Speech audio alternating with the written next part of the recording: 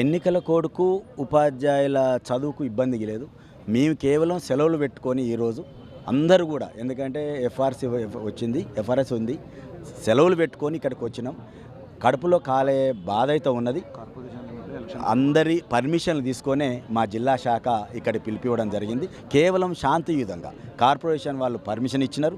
ఎందుకంటే ఇది ఇక్కడ ఈ యొక్క ఉద్యమానికి దీని కార్యాచరణ కోసం ఇవాళ ముఖ్యమంత్రి కావలు కాసే గన్మెన్లు సహా, కలెక్టర్లు సహా ఇక్కడ ఉన్న ప్రతి ఒక్కరు కూడా ఎదురు చూస్తూ ఉన్నారు. ఎవరు అడుగుతారు ఈ ప్రభుత్వాన్ని, ఎవరు అడుగుతారని అంటే శాంతియుతంగా నిబంధనకు లోబడి ఈ యొక్క శాంతియుతమైన ధర్నాన్ని చేపట్టాం. దీనికి ఎలక్షన్ కోడ్కు సంబంధం లేదు. ఎందుకంటే మీ కార్పొరేషన్లో కాబట్టి ఇది కార్పొరేషన్లో ఎలక్షన్ కోడ్ లేదు. ఇంకోటి కార్పొరేషన్లో ఎలక్షన్ కోడ్ లేదు. ఎలక్షన్ కోడ్ ఉన్నా మేము శాంతియుతమైన కడుపులో కాలే బాధను చెప్పుకుంటున్నాం కాబట్టి దీనికి ఎలాంటి సంబంధం లేదని కోరుతాం. మా ప్రధానమైన డిమాండ్ డిసెంబర్ 9వ తారీఖు లోపున ప్రతి ఉద్యోగ ఉపాధ్యాయుకి రావాల్సిన బకాయిలు, కేవలం బకాయిలు ఇవ్వాలి.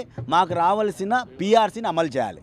ఎందుకంటే గత ప్రభుత్వం కంటే నేను బాగా ఇస్తాను, బాగా ఇవ్వకుంటామే ఆ ప్రభుత్వం ఇచ్చినంత ఇచ్చి మమ్మల్ని సంతోష పెట్టాలని మనస్ఫూర్తిగా కోరుతున్నాం.